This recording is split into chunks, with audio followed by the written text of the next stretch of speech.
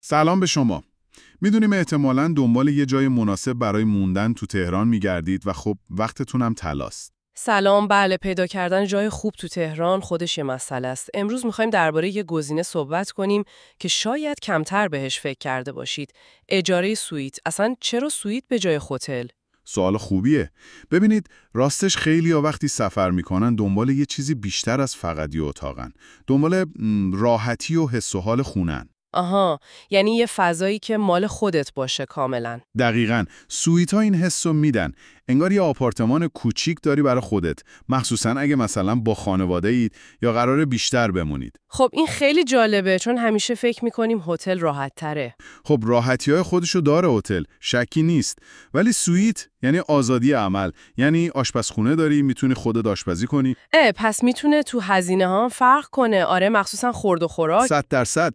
فکر کنید هزینه 3 لعده غذا بیرون برای یه خانواده 4 نفره در مقایسه با اینکه خودتون صبحانه و شاید شام رو آماده کنید، خب خیلی فرقشه. کاملا منطقیه. پس شد آزادی عمل، هزینه کمتر برای خورد و خوراک. دیگه چی؟ بحث حریم خصوصی و فضا هم هست. یعنی شما یه نشیمن جدا دارید، معمولاً اتاق جدا. تو هتل خب همش یه فضاست دیگه. آره، این برای سفرهای چند روزه یا بیشتر خیلی مهمه به نظرم. آدم کلافه نمیشه. همینطوره. یه فضای آرومتر و شخصی‌تره. البته خب یه نکته‌ای هم هست. چی؟ اینکه دیگه اون سرویس روزانه اتاق هتل یا مثلا رستوران و کافی شاپ دم دست رو نداری معمولاً. یه جورای خودکفاتر باید باشی. آها، خب اینم نکته مهمیه. باید دید چی برای آدم اولویت داره. بله دیگه. حالا اگه کسی تصمیم گرفت سوئیت بگیره تو تهران، دنبال چه چیزایی باید بگرده؟ یعنی یه سوئیت خوب چه شکلیه؟ خب ببینید چند تا چیز کلیدیه.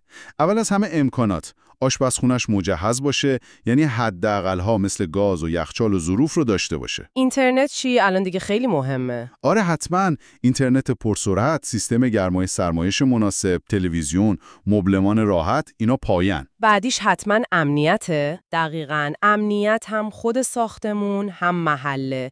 اگه با ماشین میرید، پارکینگ خیلی مهمه تو تهران. و اینکه محلش امن باشه، مخصوصاً شبها. و نظافت.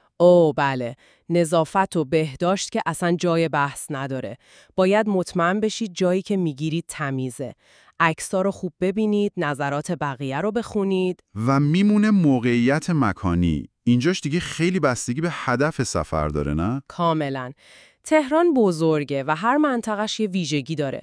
منابع معمولاً 4 تا ناحیه اصلی رو پیشنهاد می‌کنند. خب بگید ببینیم، مثلا شمال تهران. شمال مثلا تجریش، نیاوران، زعفرانیه. خب لوکس‌تره، خوشاب و هواتره، ویوهای خوبی ممکنه داشته باشه. گرونتر هم هست احتمالاً. بله، طبیعتاً گرونتره. بیشتر برای کسای خوبه که دنبال آرامشن یا شاید برای گردش و تفریح میان. دسترسی به جاهای دیدنی شمال شهر خوبه. خب مرکز شهر چطور؟ مثلا ولیعصر، کریم خان. مرکز عالیه برای دسترسی، یعنی قلب تپنده شهره. به همه جا با مترو و بیارتی راه داره، قیمت‌ها مناسب‌تر از شماله. پس برای کارهای اداری یا کسی که میخواد همه جای شهر کار داشته باشه خوبه. آره، ایدئاله. برای سفرهای کاری یا اگه میخواید به موزه و مراکز فرهنگی نزدیک باشید، مرکز شهر بهترین گزینه است. میریم غرب، سعادت آباد، شهرک غرب، اونجا چطوره؟ غرب تهران مدرن تره، پر از مرکز خرید بزرگ، رستوران‌های خوب، کافه‌های شیک. بافت شهریش جدیدتره. سویت‌هاش هم باید نوسازتر باشن قاعدتاً. احتمالاً بله. برای خانواده‌ها یا اکیپ‌های دوستانه که دنبال امکانات بروز و تفریحات شهری مدرن هستن، غرب جذابه. و میمونه شرق تهران، تهران پارس، نارمک. شرق معمولاً اقتصادی تره. یه جورایی زنده تر و شلوغ تره شاید. ممکنه یکم از مرکز شهر دور باشه، ولی خب دسترسی رو پارک‌های جنگلی مثل لویزان یا سرخ حصار از شهر خوبه. چه تقسیم بندی جالبی. پس واقعا باید اول تکلیف آدم با خودش روشن باشه. دقیقاً. اول ببینید هدف سفرتون چیه؟ کاری، تفریحی، درمانی، چند نفر هستید؟ چقدر میخواید هزینه کنید؟ چه امکاناتی حتما لازم دارید؟ مثلا همین پارکینگ که گفتیم یا نزدیکی به مترو. بله. بعد که اینا مشخص شد، میرید سراغ پیدا کردن گزینه مناسب تو منطقه مورد نظرتون. گشتن دنبالش چطوریه؟ از کجا پیدا کنیم؟ خب الان که دیگه سایت‌های رزرو آنلاین خیلی زیادن و کارو راحت کردن. میتونید فیلتر کنید بر اساس منطقه، قیمت، امکانات. فقط به عکس‌ها و توضیحات سایت اکتفا کنیم؟ نه اصلاً. حتما نظرات مسافرای قبلی رو بخونید. این خیلی کمک میکنه. ببینید بقیه چی گفتن در مورد تمیزی، امنیت، برخورد میزبان، تطابق عکس‌ها با واقعیت. راست میگید. تاریخ نظرات هم مهمه حتماً. آره، نظرات جدیدتر اعتبار بیشتری دارند. به کیفیت عکس‌ها هم دقت کنید. عکس‌های حرفه‌ای و واضح نشونه خوبیه. اگه سوالی داشتیم چی؟ از پرسیدن نترسید، یا از پشتیبانی سایت بپرسید، یا اگه راه تماس مستقیم با میزبان هست، سوالاتتون رو مطرح کنید. مثلا در مورد ساعت ورود و خروج یا امکانات خاصی که لازم دارید. و یه نکته دیگه که گفتید، زودتر رزرو کردن. بله، مخصوصا تو فصلای پرسفر مثل عید نوروز یا تعطیلات تابستون یا آخر هفته‌ها، گزینه‌های خوب زود پر میشن.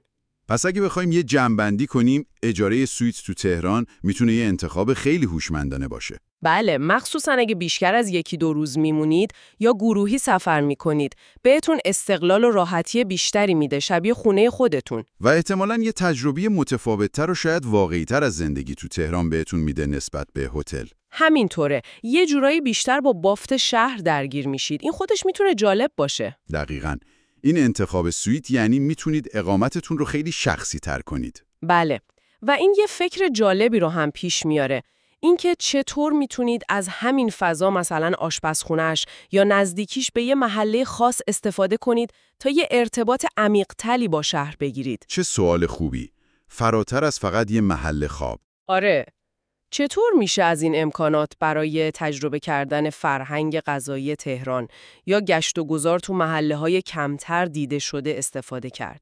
و اینم یه نکته برای فکر کردن شما شنونده عزیز.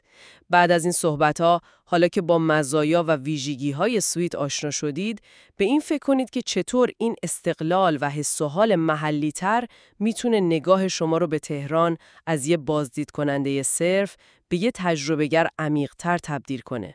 چطور میتونه سفرتون رو خاص‌تر کنه؟